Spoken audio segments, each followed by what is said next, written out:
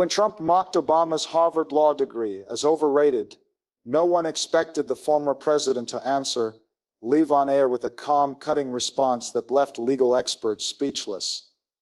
It happened in the kind of room where every word is magnified.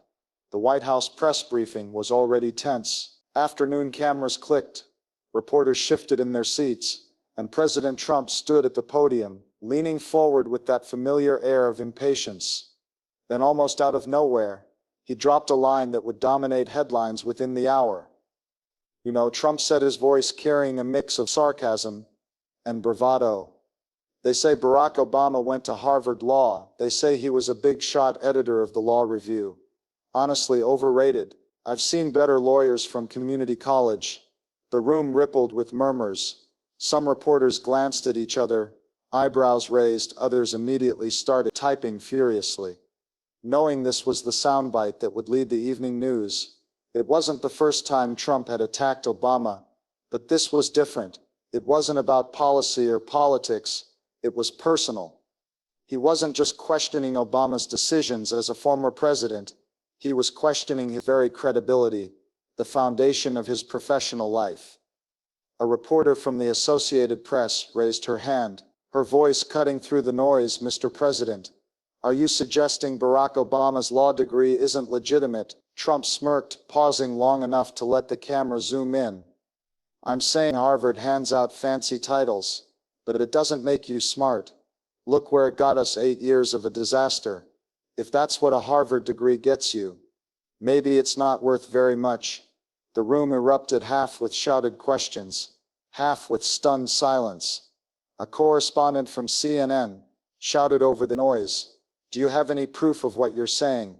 Trump waved it off with a dismissive flick of his hand. "Proof everybody knows. People are talking about it. A lot of people, actually. You'll see. Very overrated guy. Very overrated degree." Behind the cameras, aides exchanged nervous glances. They knew this would spiral fast. Once you attack someone's education, especially when that someone is a former president, with a legal career rooted in one of the most respected universities in the world, you're not just throwing shade, you're questioning the value of one of America's most prestigious institutions.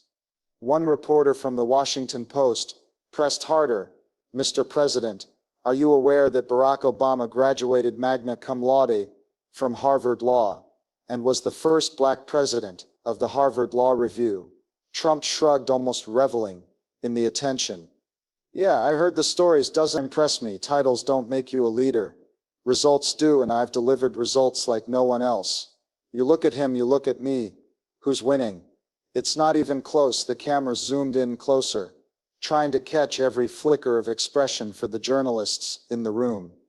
It was a strange mixture of disbelief and recognition. This was Trump at his most unfiltered, a direct personal strike on something widely seen as untouchable. He wasn't just targeting Obama, he was targeting the very idea of academic merit, of expertise itself. Within seconds of the press conference ending, clips began circulating online. Twitter lit up with outrage, disbelief, and mockery. Some of Trump's supporters applauded the comment, saying it was about time someone told the truth about elites. But many more were horrified. For them, it wasn't just about Obama. It was about every student grinding through nights of study, every immigrant family proud of a child who had worked their way into an Ivy League classroom, every lawyer who knew what it took to rise in such a competitive environment. In Boston, a law professor at Harvard sat in her office, watching the clip replay on CNN. She sighed, shaking her head. "This isn't about Obama," she said quietly to a colleague standing in the doorway. "This is about dismantling trust in institutions." The press conference was supposed to be about trade negotiations with Europe, but that subject was already forgotten. The headline was set: "Trump insults Obama's law degree." Back at the White House, aides scrambled to manage the fallout. Some tried to pivot the conversation back to policy. Others knew there was no chance. Trump had thrown the match, and the fire was already spreading. And somewhere in Washington, Barack Obama himself was being briefed about comments. He listened quietly, chin resting on his hand, as his former communications director read the transcript aloud. He didn't interrupt, didn't roll his eyes, didn't let out the sigh that the room expected. Instead, when the words were finished, he leaned back in his chair and said calmly, "Went after Harvard Law." A pause, then a faint smile. "All right." The aides in the room exchanged glances. They had seen this expression before. It wasn't anger. It wasn't even annoyance. It was the look of a man already planning his next move. But what came next wasn't just another statement. It would become one of the most dissected responses of Obama's post-presidency. By the time Air Force One touched down in Indianapolis, later that evening, the press conference clip had already looped across every major network. CNN cut its broadcast into split screens, one showing Trump at the podium, another replaying Obama's old footage from Harvard, robed and smiling beside fellow graduates. Fox News ran panels with commentators debating whether Trump's remarks were political theater or a justified critique of elitism. MSNBC brought on a constitutional law professor from Stanford, who flatly said it's absurd. No one questions Barack Obama's credentials. This is about political insecurity, not education. On Twitter, hashtags shot up in minutes. Obama Harvard, Trump insult law degree. Gate tens of thousands of tweets poured in, mixing fury, jokes, and disbelief. A young law student in Los Angeles posted, "Spent 3 years drowning in casebooks and sleepless nights, just to have the president dismiss it all, in one sentence. Respect to Obama for showing us the grind. Means something." Her tweet racked up 50,000 likes in less than an hour. Meanwhile, anchors in Washington tried to keep up with reaction. NBC's Lester Holt asked his panel, "What do we make of a sitting president dismissing a law degree that represents years of academic excellence? What does that say to every student in America, working their way through debt and endless exams?" One analyst, a seasoned political journalist, Philadelphia, named Robert Kinsey, leaned forward in his chair. "This is bigger than Obama. Trump is chipping away at the very idea that expertise matters. If you can make a Harvard law degree sound meaningless, then what stops you from saying the same about doctors, scientists, or judges?" The studio grew quiet for a beat, then another voice cut in. Kelly Marston, a conservative-leaning commentator. "But let's be fair, Trump's base doesn't see this as an insult. They see it as him calling out elitism. To them, Obama is the face of a system that never gave them a chance. They're not thinking about Harvard as an institution. They're thinking about being left behind." The back and forth captured the tension perfectly. It wasn't just about Obama anymore. It was about who gets to define success in America, and who gets to tear it down. At the New York Times newsroom, editors scrambled to choose the right headline for the front page. Options floated around the table. Trump questions Obama's Harvard credentials. President attacks Obama's education. Harvard law degree. Overrated. Trump says eventually. They went with Trump dismisses Obama's legal education. Sparks national debate across the country. Dallas. A group of lawyers gathered at a bar after work, eyes fixed on the TV above the counter. One of them, a young attorney named Jasmine Lee, shook her head. "I remember applying to Harvard. I didn't get in, but the process was brutal." To hear the president say it, "It means nothing. That's insulting." Everyone who even tried. Her colleague, sipping a beer, added, "Obama doesn't even have to defend himself. His record speaks louder than any insult." But they all knew he would respond. Obama never let a national conversation slip past him without adding perspective. Meanwhile, in Cambridge, current Harvard law students sat huddled in dorm lounges, talking about the attack. One student laughed bitterly. "If Obama's degree is worthless, what does that make ours?" Another replied, "It makes it more important than ever to prove why it matters." They agreed on one thing: Obama had to answer, and when he did, they wanted him to do it live. Cable news kept looping the same clip of Trump shrugging at the podium, his words layered with commentary. "Titles don't make you a leader, results do." That line struck a nerve. Late-night shows piled on. Stephen Colbert quipped, "Trump says Obama's law degree is overrated. Guess he thinks the best way to practice law is to declare bankruptcy 6 times and hope it works in court." The audience roared, but beneath the laughter was a deeper question. How would Obama answer? Journalists camped outside his D.C. office, Waiting for a statement, staffers offered nothing but silence. Then, just as speculation reached its peak, NBC News broke the story. Obama would appear live in a primetime interview that same evening. The announcement hit like an electric charge. Cable hosts leaned in, eager for ratings. Social media exploded again, this time with anticipation. Obama go live tonight, this is going to be one for the books. One tweet read, garnering tens of thousands of retweets. Back at the networks, producers shifted gears. The interview wasn't just a response, it was a showdown. Anchors prepared their questions. Legal experts polished their talking points, and America across the country set reminders on their phones. But behind the scenes, Obama wasn't rushing to craft a fiery rebuttal. He was calmly deciding how to turn an insult into a lesson. When the clip finally reached Barack Obama, he was sitting in his Washington office, a quiet space lined with books, family photos, and the kind of calm that comes from having weathered years of political storms. An aide walked in, carrying a tablet, her expression somewhere between frustration and disbelief. Mr. President, she said carefully, you'll want to see this. Obama set down the pen he'd been using to sign copies of his memoir for a stack of donors. He leaned back in his chair as the aide pressed play. Trump's voice filled the room. They say Barack Obama went to Harvard Law. Honestly, overrated. I've seen better lawyers from community college. The staffers gathered in the room held their breath, waited for some visible reaction. But Obama didn't flinch. He listened, elbows resting on the armrests, fingertips pressed together under his chin. When the clip ended, the aide tilted her head. Well, she said cautiously, that's out there. Obama let out a low chuckle. Out there's one way to put it. He paused, asked, what's the chatter like? Another staffer, a younger man scrolling through his phone, answered immediately. It's everywhere. Twitter's on fire, headlines already running on CNN, NBC Times, you name it. Hashtags trending, people calling it an attack on education itself. Harvard law students are furious. Fox is spinning it as him calling out elitism. But most of the coverage, he trailed off, showing Obama the screen. It's not good for Trump. Obama studied the phone, his eyes narrowing slightly. Then he leaned back in his chair again. He went after the law degree. He murmured, not policy, not leadership, the degree. He tapped the armrest twice with his index finger. Lost in thought.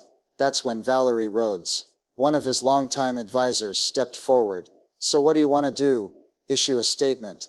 Let it roll off. Obama shook his head.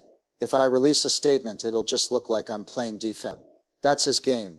He wants the back and forth. But if I sit down and speak to the American people, calmly, clearly on the record, then it's not just a rebuttal, it's a lesson. The room went quiet. They'd heard this tone before. It was the same tone he used before his 2000, the one that had silenced critics and elevated him from candidate to statesman. Another aide asked, so you want to go live? Obama nodded slowly. Yes, tonight. No delay. We set the tone before this spirals. People are watching, they need to see that insults don't dictate the conversation. Valerie arched eyebrow. You're sure? I'm sure, Obama replied. Trump wants noise. We'll give them clarity across town. Word traveled quickly to NBC headquarters that Obama was considering a live interview. Producers scrambled, securing a primetime slot and rearranging the entire evening schedule.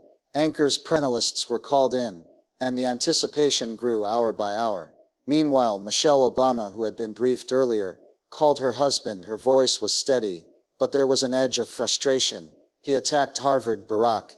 He attacked what you worked for, what thousands of kids dream of. You can't let that slide.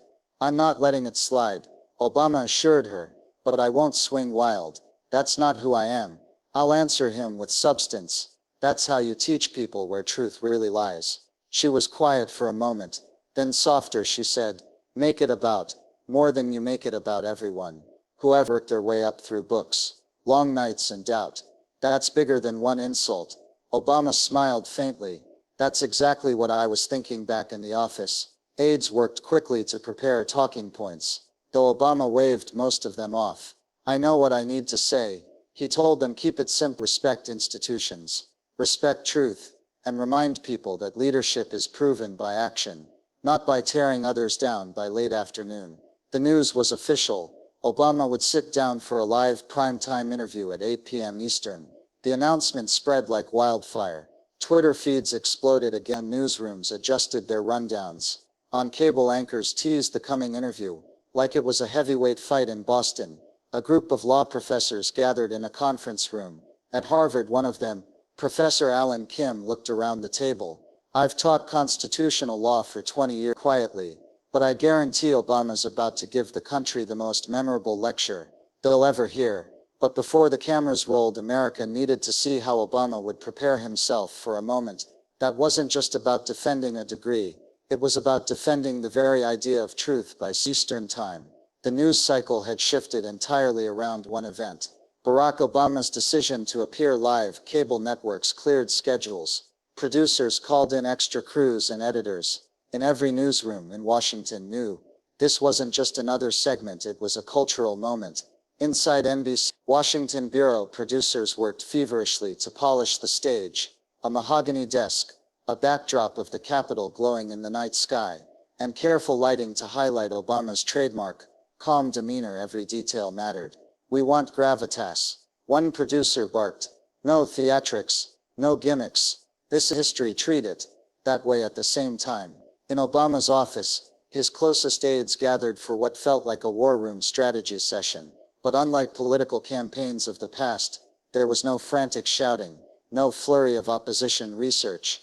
Obama sat at the head of the table, relaxed, a cup of tea steaming in front of him. He listened as his advisors outlined possible approaches, highlight his academic record, call out Trump's insecurities, pivot to the importance of education. Finally, he raised his hand. We're overcomplicating it. People don't need a resume recap.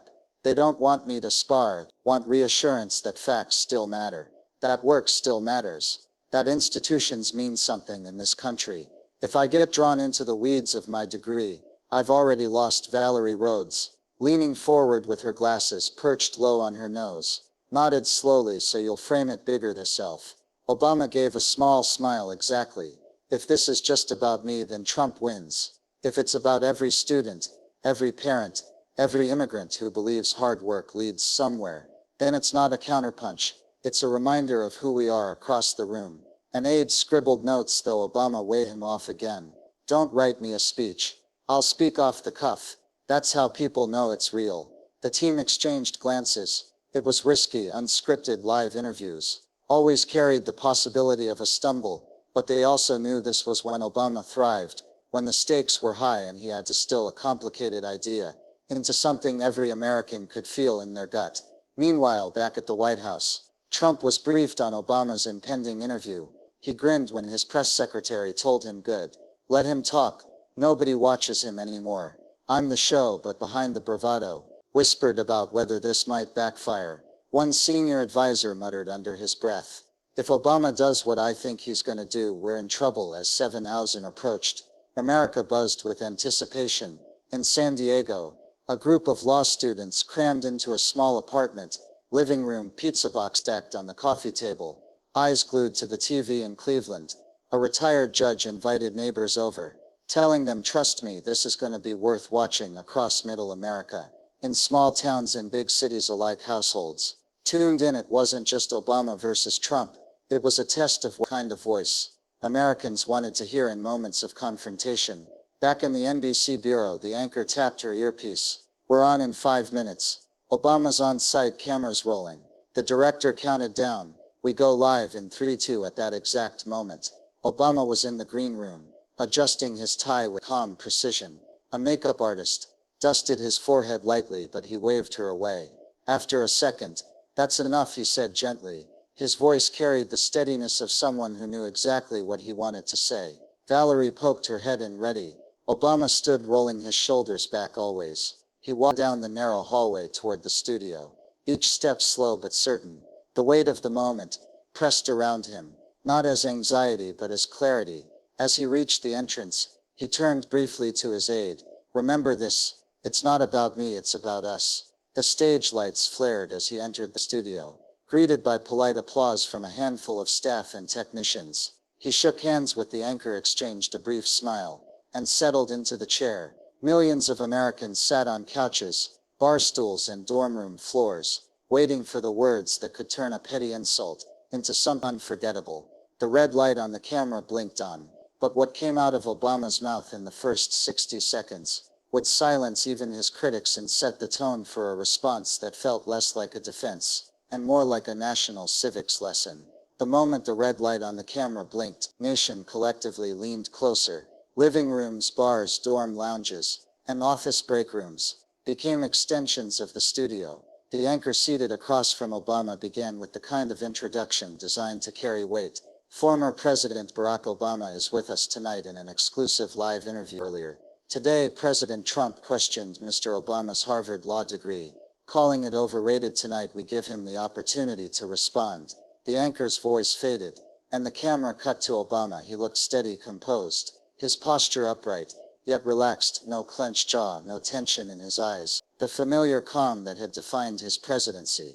Good evening, Obama began, voice low and even. Look, I don't usually comment on every remark that comes out of the White House. These days folks say things, sometimes to make headlines, sometimes to stir division. But when those remarks touch on something bigger than me, on something that represents millions of Americans, I feel an obligation to respond. He paused, letting the silence breathe. The anchor didn't interrupt the weight of his tone. Did all the work when I was a student at Harvard Law. He continued, I didn't think about how a degree would look on a wall. I thought about how many nights I could push through, how many times I could question myself and keep going. I thought about my mom raising me, about scholarships, about loans I'd be paying off for years. I thought about every kid who believed that, if they worked hard, could make it too. The camera caught the faintest nods from the anchor, but she stayed silent, giving Obama room. Now he said, leaning slightly forward, you can disagree with my policies. That's democracy. You can criticize my presidency. That's fair, but when we start dismissing education, when we start telling kids that the hours, the sacrifice, the grits don't mean anything, that's when we lose something bigger than a debate. We lose faith in the promise of America. In a newsroom across town, producers signaled each other. This is the clip. They knew the first 60 seconds would travel faster than wildfire. The anchor finally interjected. Mr. President, to be clear, are you saying this isn't about defending yourself? Obama gave the faintest smile. Exactly. I don't need to defend my resume. That's already written. What I do need to do is remind people that dismissing institutions, whether it's law schools, science journalism, or the courts, is dangerous. Once you make truth optional, it's a short walk to chaos. His words landed heavy across the country. People exchanged glances in living rooms, and text messages flew. Did you hear that? He's not even angry. He's teaching. The anchor pressed once more. President Trump said, quote, titles don't make you a leader. Results do. How do you respond to that? Obama tilted his head, calm as ever. Well, he's right about one thing. Titles don't make you a leader. But results? Let's look at results. I left the country with a growing economy, affordable health care, millions more Americans, and a world that still trusted U.S. leadership. Is about building, not tearing down, about lifting others, not mocking them. The camera zoomed in as his expression sharpened just slightly. And as for titles, law degrees don't make you a good person, but the work behind them, the persistence, the determination, the belief that knowledge matters, that can shape a leader in the control room. One producer muttered under her breath, this is a masterclass. Back in living rooms, reactions came fast. A group of teachers in Phoenix sat forward in their seats. One whispering, that's exactly what I tell my students. In Seattle, a father pointed at the TV for his teenage daughter. This is why you keep studying. Even some conservative pundits, watching, admitted privately, if not publicly, that Obama had struck a chord.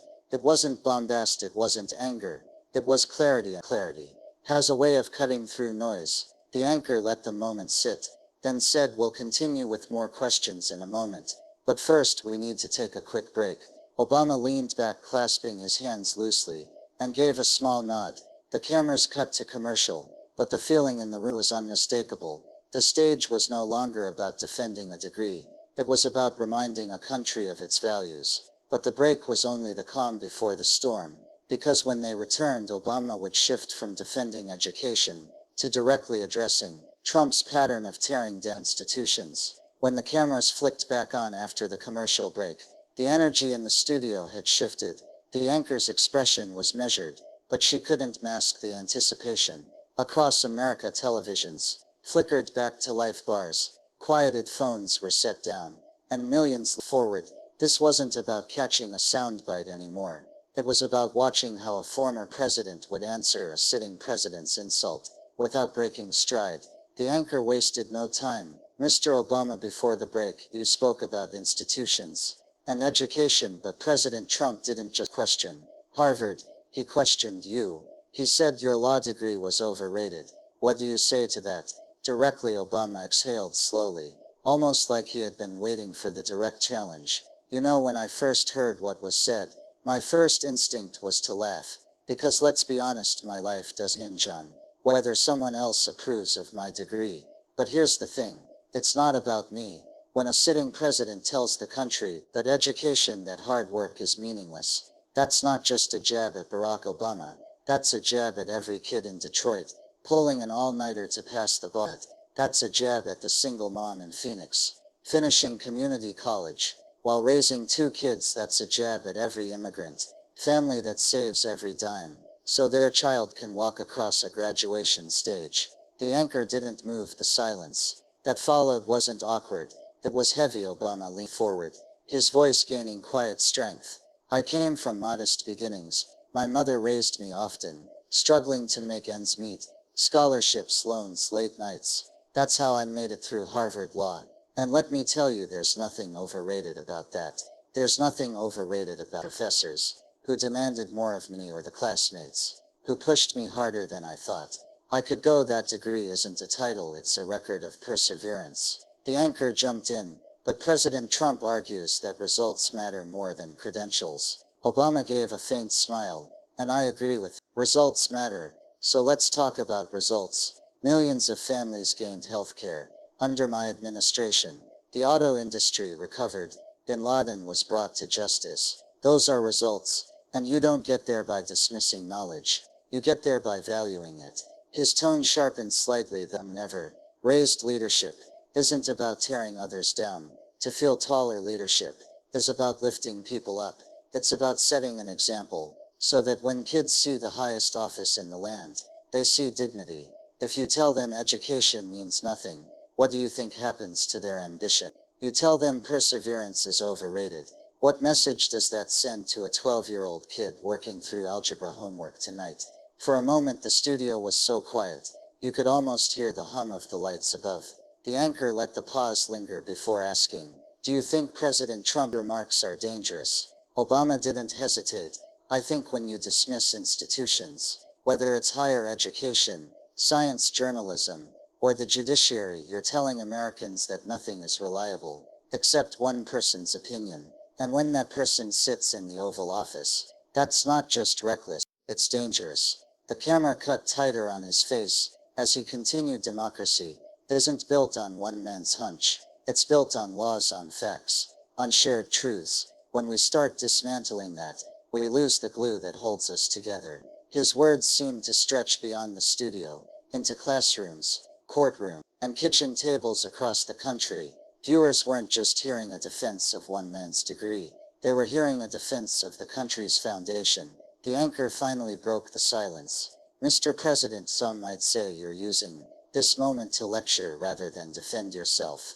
Is intentional." Obama chuckled softly. "Look, I don't think Americans need me to defend myself. They can look at my record. They can look at my work. What I think they need right now is perspective. They need to hear that the values we teach our kids, study hard, work hard, play by the rules, matter. Because if the message from the top is that none of that counts, then what do we have left?" His words hung in the air, simple, yet devastatingly clear. Across the country, tweets poured out in real time. Obama is schooling him without even raising his voice. "This is how you respond to facts, not fire every kid." Watching this just got a civics lesson for free in the studio. The anchor shuffled her papers, trying to regain footing. "We'll continue our conversation in just a minute," she said, her voice steady but clearly aware of the weight of what had just been said. The red light faded as cameras cut to another break. But everyone watching knew this wasn't over. Obama had spoken, and he had done so with precision. But the real shock came Not from Obama's words themselves, from how the nation's legal minds reacted within minutes, stunned at the depth and clarity of his response.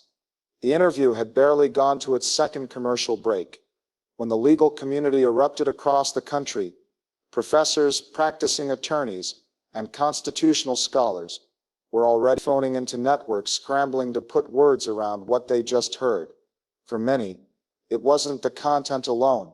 It was the delivery. Barack Obama had dismantled an insult without once raising his voice, and that restraint carried more power than any angry rebuttal ever could. On CNN, the network quickly assembled a panel of experts. At the center sat Professor Linda Hawthorne, a constitutional scholar from Georgetown. Her glasses perched low, she shook her head as she replayed the clip in real time.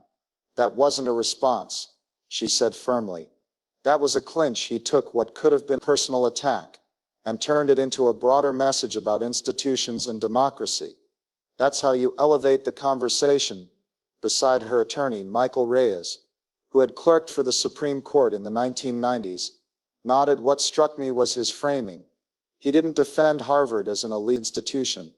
He defended the struggle, the hours, the debt, the late nights that resonates not just with lawyers, but with anyone who's ever worked their way towards something hard. He just connected a law degree to the American dream. Meanwhile, on MSNBC, a different panel was buzzing with disbelief. "I've taught constitutional law for 3 decades, said Professor Joanne Patel of the University of Michigan. But in 5 minutes, Obama just gave one of the clearest explanations of why institutions matter that I've ever heard on television. He reminded us that democracy runs on shared truth, not one man's whims. That's the part legal minds can't stop replaying. Even over on Fox News, where criticism of Obama was the default, there was hesitation. Conservative commentator Greg Norland looked down at his notes, then admitted, "Look, I'm no fan of Barack Obama, but I have to say this was measured." Didn't lash out. He didn't insult back. He made his point calmly, and that's hard to spin. Viewers at home are going to see someone who looks presidential. Even now, the shockwave wasn't confined to television studios and law schools across the country. Professors halted evening lectures and pulled out the live interview on projectors at Yale. Students sat in stunned silence as Obama's words poured from the screen. One second-year law student whispered to his friend, "That's the kind of clarity we dream of giving." In moot court, he's just surgical. At a bar in downtown St. Louis, a group of lawyers finishing happy hour argued over every line. He didn't defend himself. One attorney marveled. He defended the idea of hard work itself. "That's genius." Another lawyer chimed in. Trump wanted to fight in the mud. Obama pulled the conversation onto higher ground. Legal blogs lit up instantly.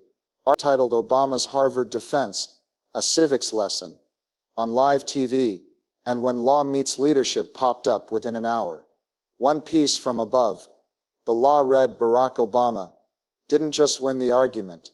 He reframed it in one segment. He reminded America why institutions matter, why truth matters. Leadership is more than one man's bravado." It was less of a rebuttal and more of a masterclass. Back in the NBC studio, as the interview resumed, the anchor was almost playing catch-up to the tidal wave of fare. Outside the building, her producers were in her ear, telling her Twitter's blowing up. "Legal experts are calling this historic." She adjusted her notes nervously and leaned forward. "Mr. Obama," she said, "I want to tell you something. While we've been talking, I've been receiving live updates from our producers.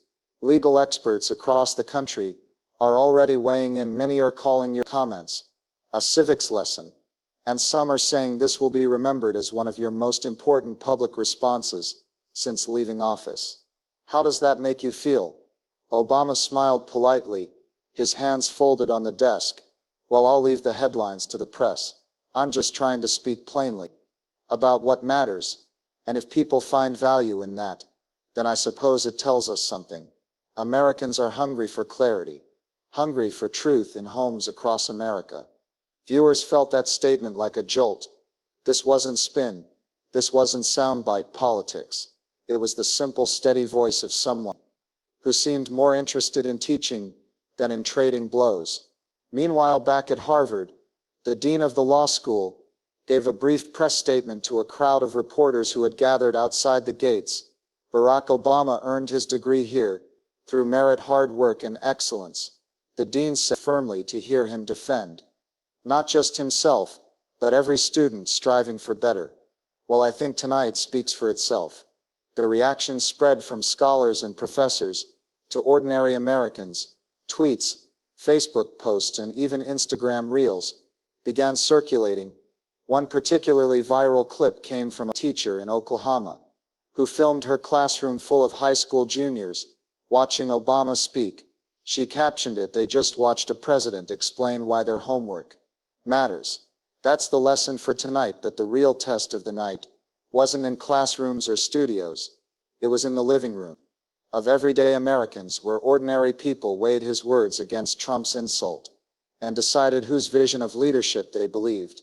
As the interview carried on, living rooms across America became their own mini debate halls. Families, roommates, and neighbors gathered around televisions, just watching, but reacting in real time. In Sacramento, a retired nurse named Gloria Henderson sat with her daughter and teenage grandson. The boy, still in his high school hoodie, asked Grandma, "Why is he talking about kids like me?" Gloria smiled and pointed at the screen.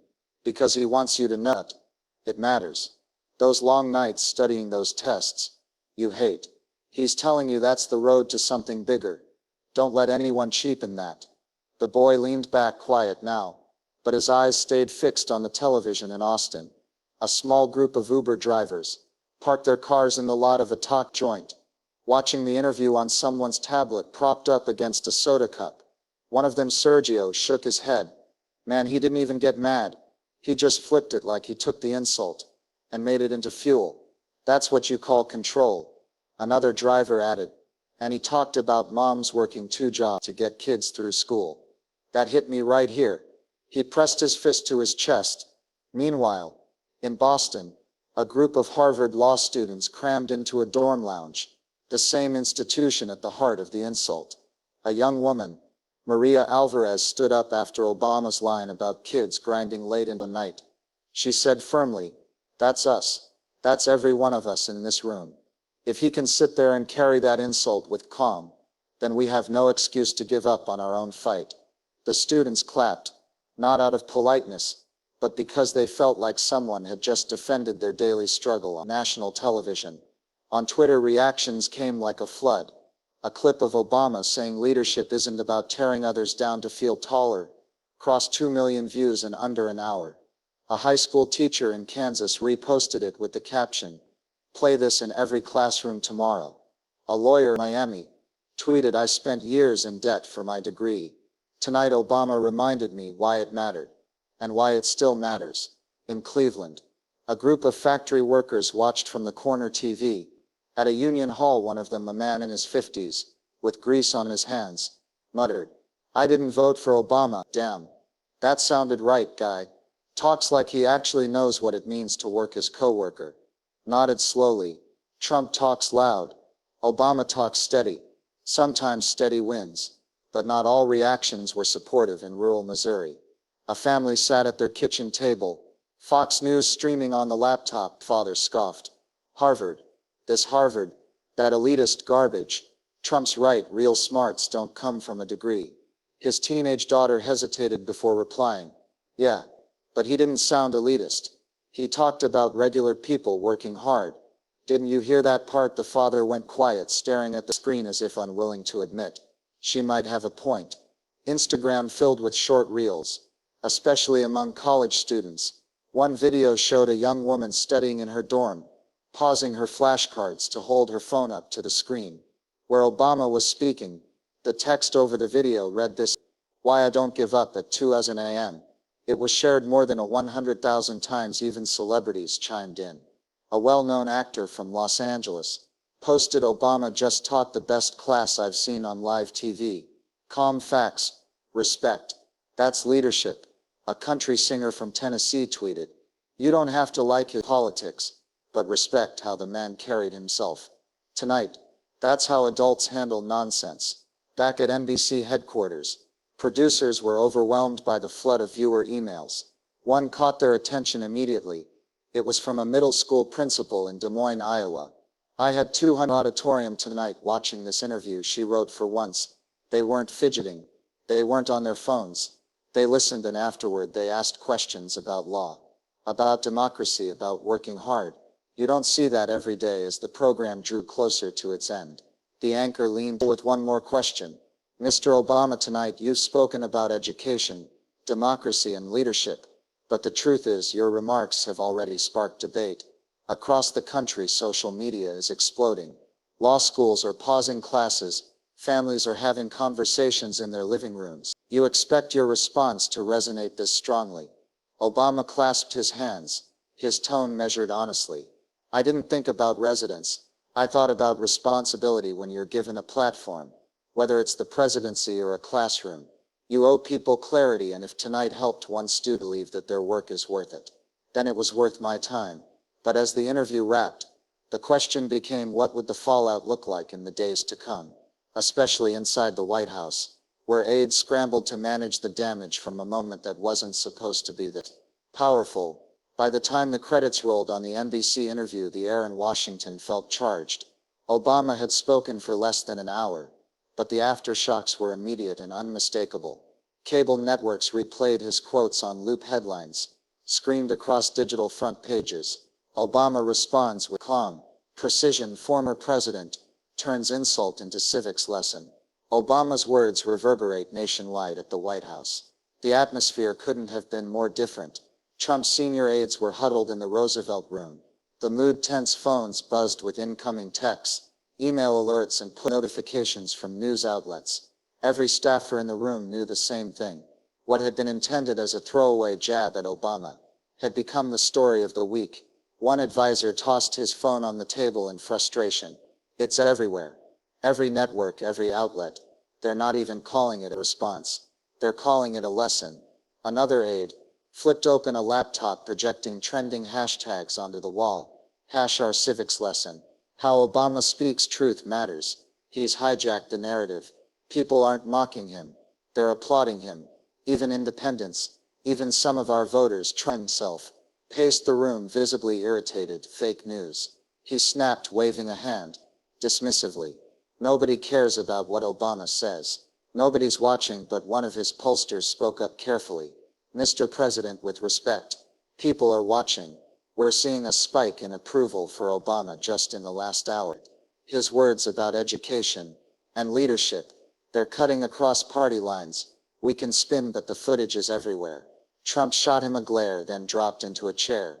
"Arms crossed. Fine, we'll hit back tomorrow. Tweet something stronger. Remind people Obama's record wasn't perfect. Bring up the economy. Bring up jobs. We'll drown it out across town."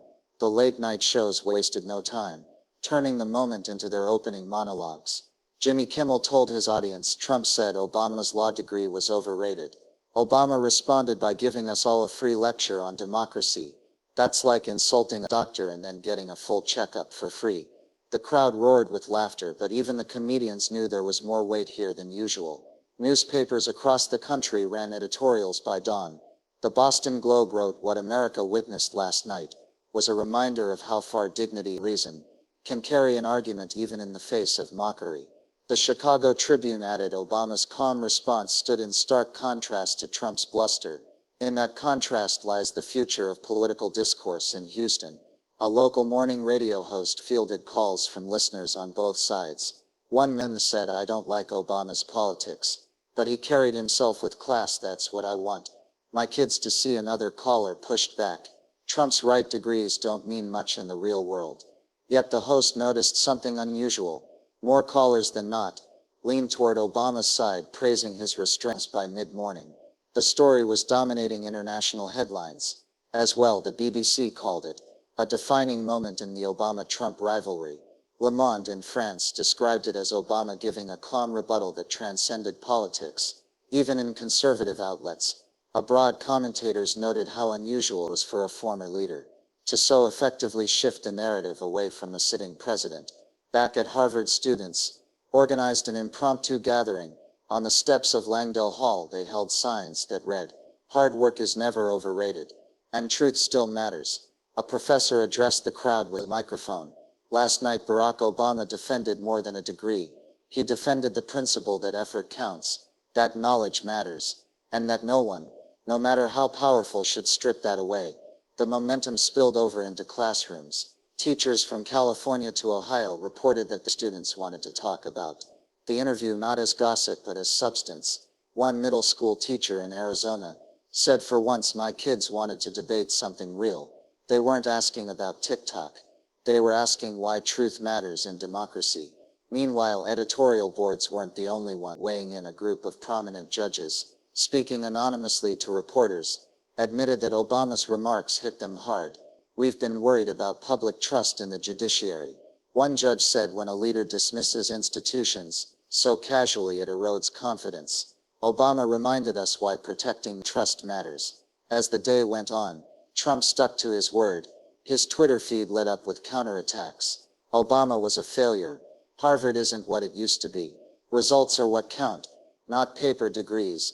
But each post was met with a tidal wave of responses, many quoting Obama's calm words back at leadership isn't about tearing others down to feel taller. One reply read, "Maybe you should take notes." The White House press secretary tried to downplay the firestorm during the daily briefing, insisting the president was simply making a broader point about elitism. But the room full of reporters pressed harder, repeating Obama's comments back to her. Cameras caught her shifting in her seat, visibly uncomfortable, and through it all, Obama remained silent. After the interview, he returned home, had dinner with Michelle, and declined further media requests. His team knew better than to oversaturate the moment. The power was in the restraint, he had said. Enough, and the country was still processing it. But as the dust began to settle, the bigger question lingered. What lesson would Americans carry forward? Trump's dismissal of education, or Obama's reminder that truth, hard work, and dignity still wait? The morning after Obama's live interview, the nation felt like it was running on a different rhythm. Talk radio shows were filled with callers debating what they had seen. Cafeteria tables at schools buzzed with students repeating lines they'd heard in offices. Co-workers gathered by coffee machines, not just gossiping but reflecting. The insult had faded into the background. What remained was the response. In a suburban high school in Arizona, an English teacher replayed a clip of Obama's words for her first period class. "Leadership isn't about tearing others down to feel tall." The room fell quiet. A boy in the back, usually disengaged, raised his hand. "So like them. He's saying leaders should build people up, instead of just bragging." The teacher smiled. "Exactly. And that's a lesson for all of us, not just politicians." The boy nodded slowly, scribbling the line into a notebook. In Detroit, a mother named Denise sat at her kitchen table with her teenage daughter, who had just come home from an early basketball practice. Over cereal bowls, the daughter said, "Mom, I saw Obama on TikTok last night. He said, 'Education matters, even if people don't respect it.' That made me think, maybe staying up late studying isn't pointless." Denise reached across the table and squeezed her daughter's hand. "That's the whole point, baby. Your effort is never wasted." In rural Ohio, a mechanic named Carl replayed the interview on his phone. During a lunch break at the garage, grease on hands, sandwich in the other, he muttered to himself, "Man didn't shout, didn't get petty. He just explained it. That's how grown folks handle disrespect." His coworker shrugged. "Yeah, but Trump's right about results." Carl looked at him squarely. "Sure. But you don't get results by saying hard work don't matter." That's where he messed up. Editorial pages across the country echoed the same theme. The Los Angeles Times wrote, "Barack Obama reminded America last night that strength doesn't require volume. That dignity, truth, and perseverance will always outlast bluster." The Washington Post headlined, "Read, the degree wasn't the point." The lesson was even internationally. The moral thread was picked up. The Guardian noted Obama transformed a petty insult into a moment of national reflection on the value of education in Canada. The Globe and Mail said it was less a defense of one man and more defense of shared ideals. But the moral impact wasn't confined to columns. It played out in quieter personal moments. In Dallas, a single father wrote on Facebook, "I've been working 2 jobs to put my daughter through college." When Obama said insults against education hurt families like mine, I felt sick for the first time in a while. I felt proud instead of tired. In a courthouse in Portland, a young public defender mentioned the interview to a client waiting for a hearing. See, even presidents get told their work doesn't count. But it does, yours does too. The client, a young man trying to turn his life around, nodded slowly, almost surprised that a political moment could reach into his own struggle. The deeper truth resonated. Leadership wasn't about titles, nor was it about loudness. It was about respect for institutions, for truth, for the hard work ordinary people put in every day.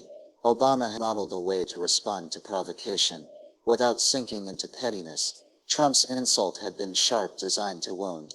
But Obama's answer had been sharper. In a different way, it cut through cynicism, and reminded people that ideals are only as strong as the voices willing to defend them. As late night hosts replayed clips, and memes flew around social media, one constant remained: people weren't quoting Trump, they were quoting Obama. The insult had evaporated, leaving behind only the lesson. And maybe that was the real win. Not for Obama, not for Trump, but for every viewer who walked away believing a little more in the value of their own effort. For every student who stayed up another hour studying, for every parent who believed the sacrifice mattered, for every worker who held their head higher, knowing perseverance is never overrated, because in the end what lasts isn't noise, it's the clarity. So if you take anything from this story, let it be this: dignity is louder than insults, truth is stronger than noise, and your hard work, no matter who questions, it will always matter. If you want to hear more stories that remind us why respect and perseverance count, forget to subscribe.